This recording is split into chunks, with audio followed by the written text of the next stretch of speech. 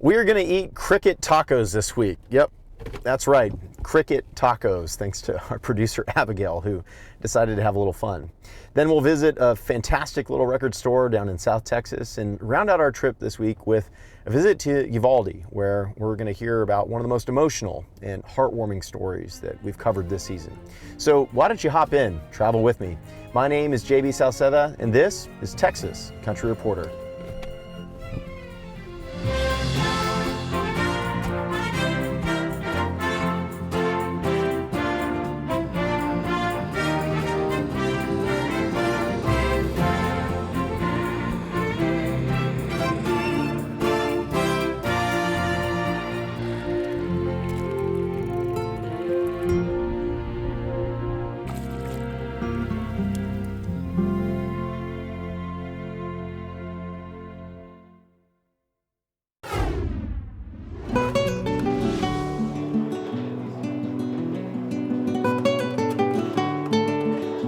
Food is everything, you know, and the way we celebrate food in Mexico is in the market.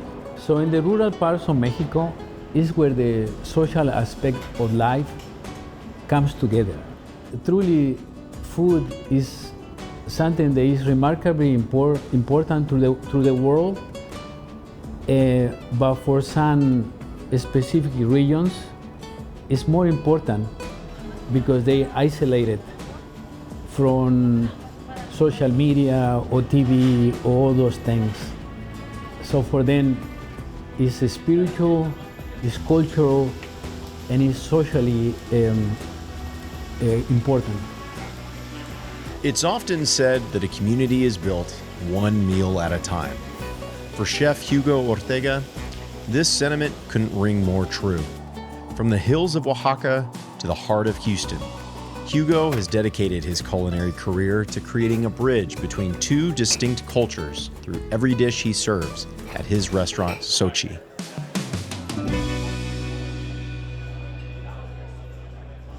It's the short word for Xochitl. Okay. And Xochitl is flor de muerto. You know the marigold flower? That is what the meaning is. So Xochi is just short for Xochitl, and Xochitl is that flower. Why that flower? It's very meaningful. Culturally speaking, people from Oaxaca believe that after they died, they come to visit every fall. So we put an ofrenda, and then we put the food that this person who left, who died, like to eat. What the Xochi set apart from the other restaurant is that over here we're cooking the food of one state only, and that's the state of Oaxaca.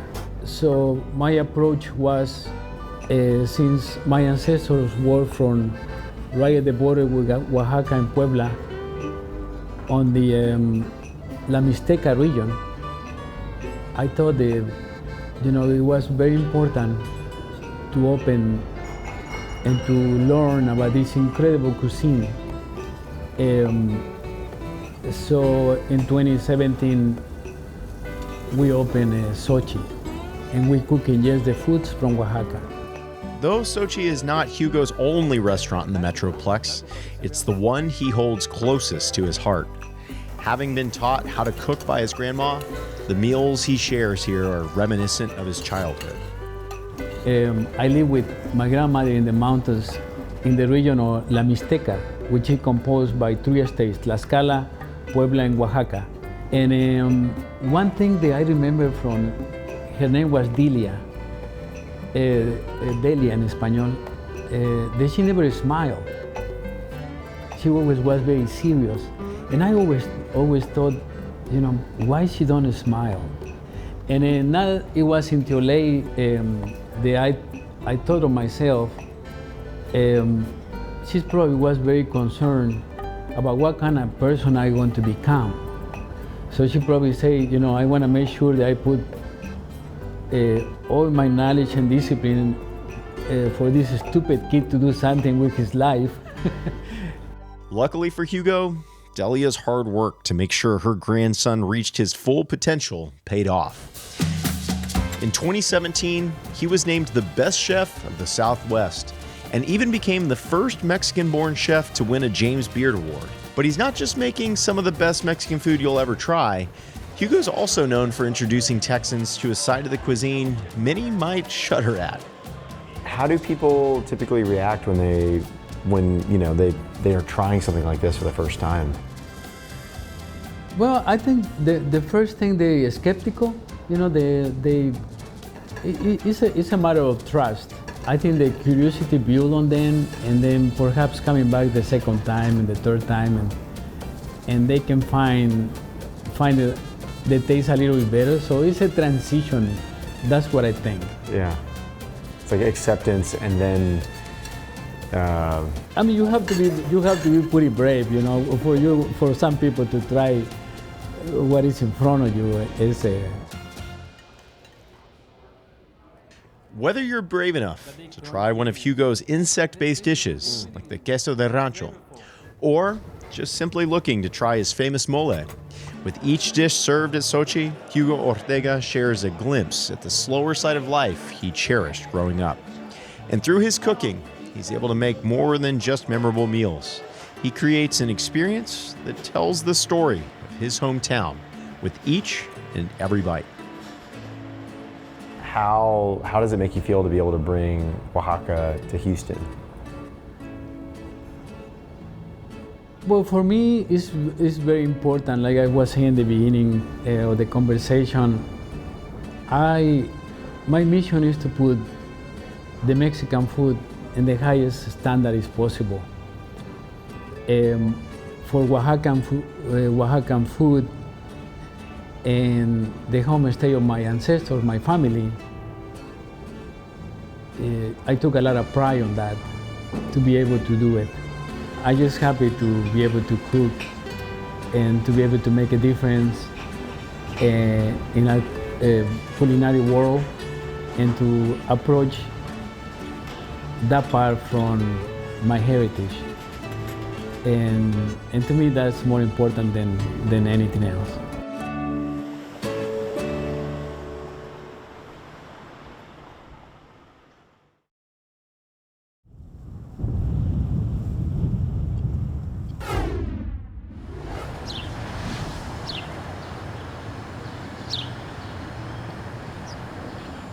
Pharr was really a part of me growing up. My grandma lives down the street. So there's Pharr, and then there's kind of like this extension of Pharr called Las Milpas. And so passing down cage was this very iconic thing. And so when my wife and I moved to Pharr, again, seeing cage is like reminiscing about that childhood, and then seeing these old buildings with storefronts. It was always kind of like in the back of your mind, like this idea, how cool would it be to have a store there? For Isaac Herrera, there was no greater manifestation of a dream like the day he and Zach Myers opened up their business right on the historic downtown streets of Pharr, where four friends turned their passion for music into Pharr Out Records. When we were collecting as two separate families, we'd all talk about music and records.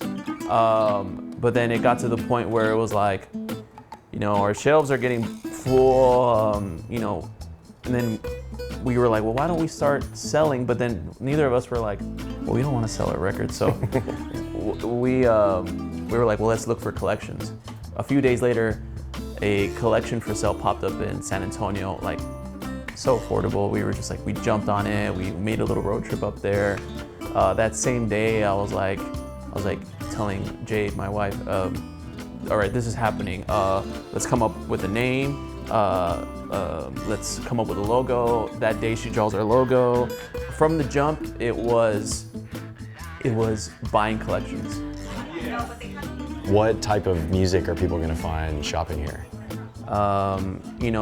You can expect to find, your favorite music that you're listening to now. We try to cater to the younger generation and what they like. Mm-hmm. If you want to learn more about the music that was made where you were raised, you can come to Pharr Out Records and learn about conjunto music, norteño. You can learn about all that. It's kind of like a small mini adventure of hometown music, I feel, our store. Let me get this done. Together, Isaac and his wife Jade, along with Zach and his wife Rebecca, have made Pharr Out Records the place to go for extensive collections of regional Mexican-American music, or as I like to call it, música mexicana, or Tejano. From Yolanda del Rio to Carlos Guzman, they've focused on preserving the musical heritage of the Rio Grande Valley. I'm particularly interested and intrigued by how big of a section Tejano, Cumbia, and Conjunto have, because you don't find records like that anywhere, like anymore, you know. And you do, but it's under there. To what extent do you feel like you have a responsibility to help promote and preserve the culture? Massive responsibility. When things are made and no one's like preserving them or appreciating them in that high art sense, and so then they get forgotten about or lost. And so we feel like a huge responsibility. That's even older. That's like 89. Yeah. Because Tejano music is literally a genre of music that maybe a certain type of people down here listen to just 100% of what they listen to. We get a lot of that customer base, like a lot of maybe 50 plus people coming in and be like, wow, like, I lost this album when I was 15 and now I have it again, you know what I mean? Stories like that we get all the time. Or, hey man, this is my father on this record. You know, man, he was 25 when he made this, and you know, that kind of experience I feel is unique to our store. Also, just kind of the music we have in the store is more connected to the family sense of where we live, and so that's what we have to offer.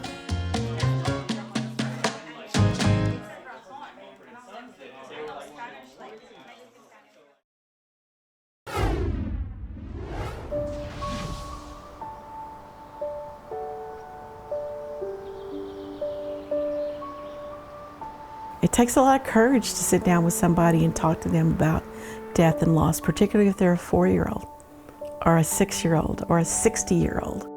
In Uvalde, there's the time before May 24th, 2022, and everything that came after.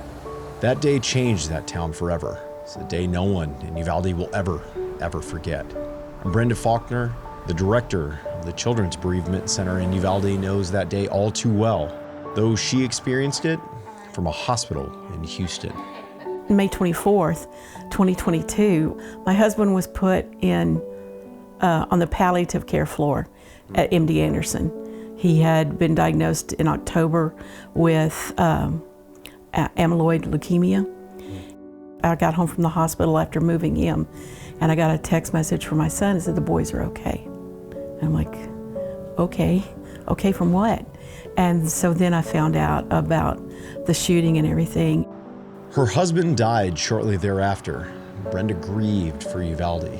She grieved for her husband as well, but she made a decision to find a way to help. She got in touch with Marian Sokol, the executive director of the Children's Bereavement Center of Texas in San Antonio, to see how she could support the community. I came down for an interview and she goes, I think I want to hire you for the program director down there. And I'm like, I just retired in January of 2022. And I said, okay. She goes, we really don't have a job description yet, but it would probably need to start immediately. And I said, okay. She and Marian got to work immediately, turning an old automotive shop into a safe haven for those struggling with grief. A lot of times people will come in and they'll go, what is bereavement? And they've seen the sign on the side of the building. My tia passed away, and we were really, really close. She was my godmother too.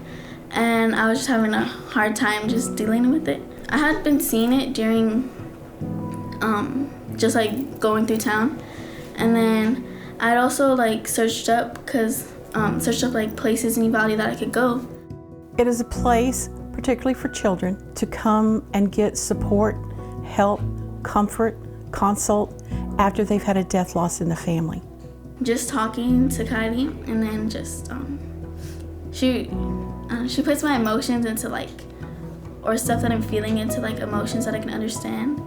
So a lot of what we've done for the first year was just explaining what counseling was, because there wasn't much here in Uvalde prior to May 24th. Just to understand what counseling is, what grieving is, because that's not something we learn in school. What is it that people don't understand about the grieving and mourning process? That it's natural, that it's not something to be afraid of. Death is going to happen. We don't have a plan for it. We just don't know how to handle that strong, intense, emotional pain of the loss of a loved one.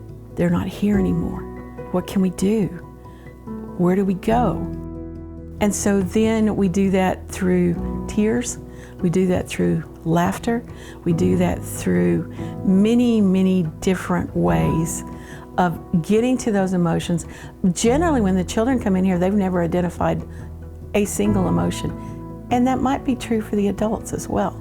what triggers an adult who has never identified or worked through any of these emotions to finally come in and have a conversation with somebody? I'm gonna say that probably making the phone call to make the appointment is the hardest thing. Why? Just because some people see it as admitting defeat. I can't handle it. I can't do this anymore. But it's probably the bravest thing anybody could do, because counseling is such a mystery. I can't read minds, but I can sense pain, and I know what that's like. The counseling at the center involves a lot of listening and a lot of talking. But there are all kinds of activities for the children to do, including music and art therapy and community events, incorporating both. They do like fun activities with us. It's like really fun. So we go into like a room where like they have a sandbox there. I like to put like little army men there, and like I like to tell the stories of different battles of the American Revolution and some other battles. We use a lot of expressive art so they can kind of picture, if you will, their grief, their mourning, and using music. So the kids beat on the drums.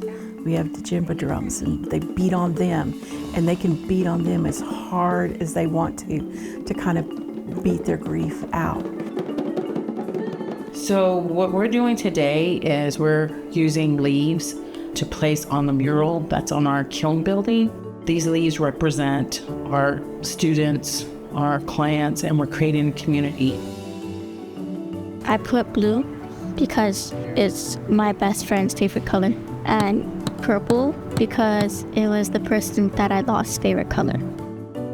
The intended outcome is that they will be able to get up, go to school, be successful at school, come home, be a successful family member, and then teach their younger siblings and maybe even their parents what it's like to feel something, not be numb anymore. It's okay to have feelings. It's okay to cry. Grief has a way of lingering long after an incident.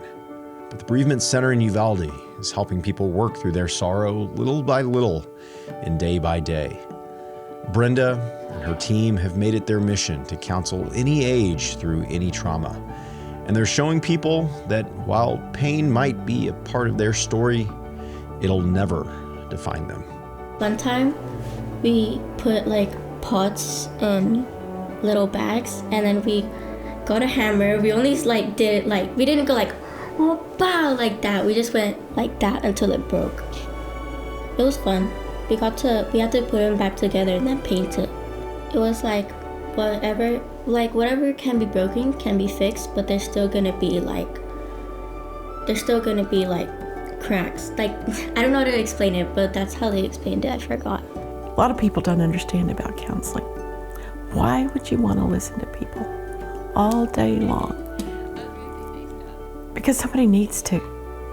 These children need to be heard. What do you want to be when you grow up? I feel like I want to be like maybe a gaming developer or an artist. I think I either want to be a reporter or like something in the medical field. They need to have a voice. They need to think that they're important, that they have meaning, and that they have a future.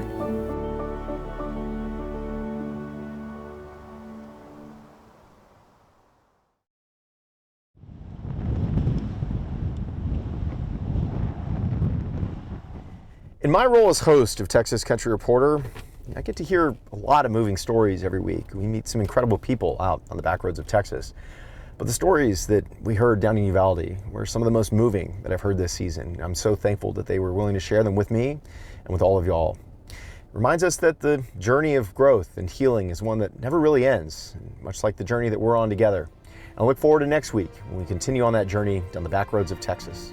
My name is JB Sauceda, and this is Texas Country Reporter.